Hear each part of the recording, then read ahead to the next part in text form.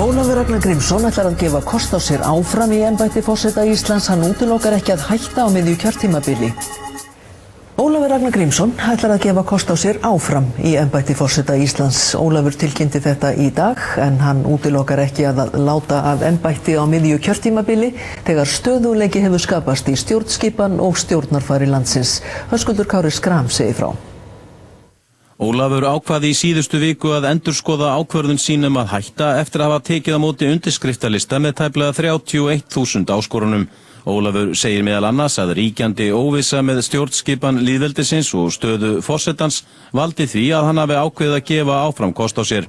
Þá höfðuðu menn til þess að það væri svona vissan hátt skylda mín, eins og margir orðuðu það, að fara þá ekki af velli við þessar aðstæður, heldur skapa þau skilyrði ef það væri vilji þjóðarinnar að ég stæði þessa vakt eitthvað enn í ljósi þessar óvissu, en jafnframt setji þann fyrirvara skýrt í yfirlýsingunni að þegar óvissunni verður eitt vonandi fljótlega á næstu misserum innan örfára ára að þá muni þjóðin sína því skilning ef að ég tel þá rétt líka með tillit til þessara röksemda sem beitt nú að ég hverfi þá til annarra starfa áður en að kjörtímabilinu er lokið og forsetakosningar fari þá fram fyrir en ölla.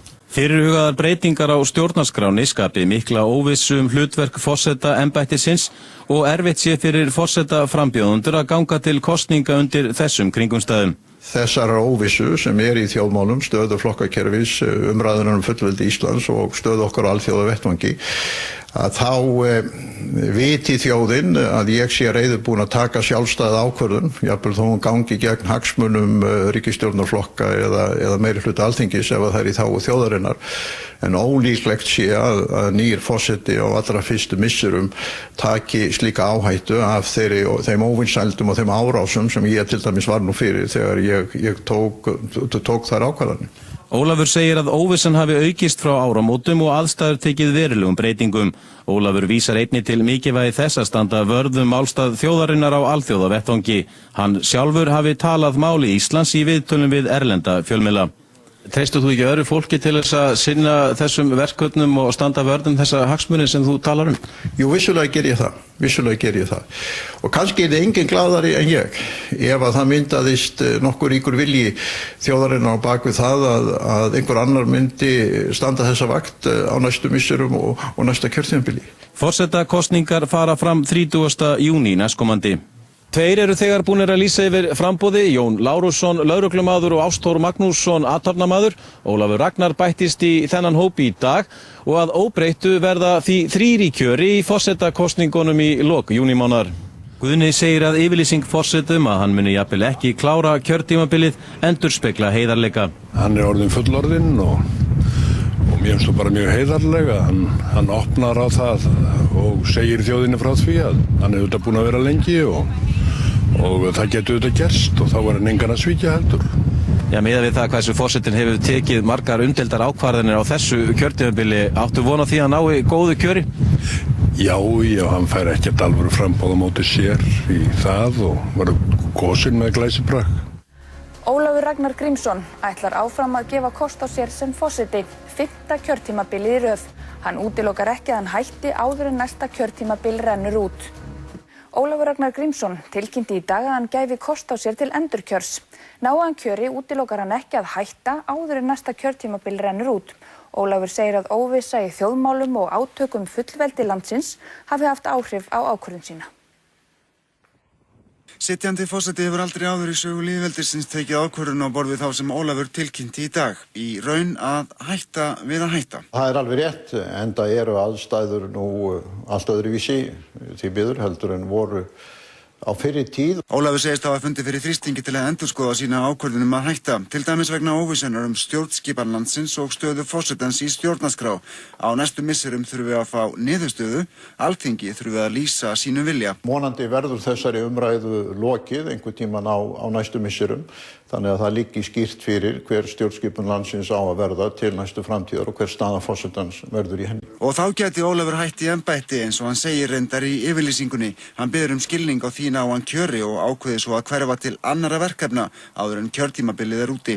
Það hefur aldrei gerst áður og myndi þýða að kjósa þurfti nýjan forseta fyrir það sem eftir væri af kjörtímabilinu. Ein ástæða þess að Ólafur ákveður að gefa afturkost á sér segir hann vera átökin fullveldi Íslands. Þar á hann við umræðuna aðild að Evrópusambandinu. Ég tel að forsetinn geti ekki setið hjá þegar kemur að því að taka ákvörðun framtíðarskipan fullveldis Íslands vegna þess að hann æðsti kjörni fulltrúinn sem það fullveldi hefur leitt fram á völlin. Hins vegar liggur ekki alveg fyrir núna hver spurningin verður þegar þessum viðræðum lýkur, en hitt ljóst að ég fyrsti forsetinn sem býri við það að framtíðarskipan fullveldis Íslands orðin alvarlegt dagskráraatriði. Gunnar Helgi Kristinsson, prófessor í stjórnmálafræði, segir það sérkennilegt að frambjóðandi óski eftir skilningi á því ef hann ákveður að hætta áður en kjörtímabilinu lýkur. Það hafi aldrei gerst í forsetakjöri og tíðkist almennt ekki í kosningum. Nei, þegar ég hef tekið þá ákvörðun að bjóða mig fram og bjóða mig fram til 4 ára, gerir það alveg skýrt til 4 ára. Það rangt sem sá tónn í þessum fréttum sem Svavar var að reyna að búa til í sjónvarpinu að ég ætlaði bara að vera í 2 ár og einhvað svoleiðis og það áróður sem hefur náð töluverðum árangri. Nei, ég sagði aldrei, ég hef aldrei sagt það. Það eina sem ég sagði, Sigurjón, var það að ef öll þessi stóru mál væri komin í heila höfn og þjóðin væri komin á trausta og örugga siglingu og vildi þá í samræmi við nýja stjórnarskrá velja sér nýjan forseta í samræmi við þær reglur þá þá væri ég tilbúinn að stíga til hliðar. En ég býð mig þetta fram til 4 ára.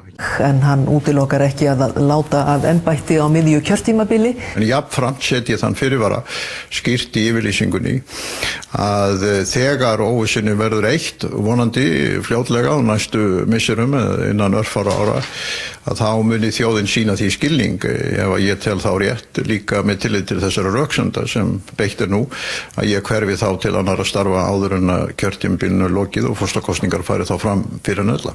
Hann útilokar ekki að hann hætti áður en næsta kjörtímabil rennur út. Og þá gæti Ólafur hætt í embætti eins og hann segir reyndar í yfirlýsingunni. Hann biður skilning á því ná hann kjöri og ákveði svo að hverfa til annarra verkefna áður en kjörtímabilið úti. Það hefur aldrei gerst áður og myndi þýða að kjósa þurfti nýjan forseta fyrir það sem eftir væri af kjörtímabilinu. Gunnar Helgi Kristinsson, prófessor í stjórnmálafræði, segir það sérkennilegt að frambjóðandi óski eftir skilningi á því ef hann ákveður að hætta áður en kjörtímabilinu lýkur. Það hafi aldrei gerst í forsetakjöri og tíðkist almennt ekki í kosningum. Það rangt sem sá tónn í þessum fréttum sem Svavar var að reyna að búa til í sjónvarpinu að ég ætlaði bara að vera í 2 ár og einhvað svoleiðis og það áróður sem hefur náð töluverðum árangri. Nei, ég sagði aldrei, ég hef aldrei sagt það. All right, does he think he is? I'm your king. Well, I didn't vote for you. You don't vote for kings.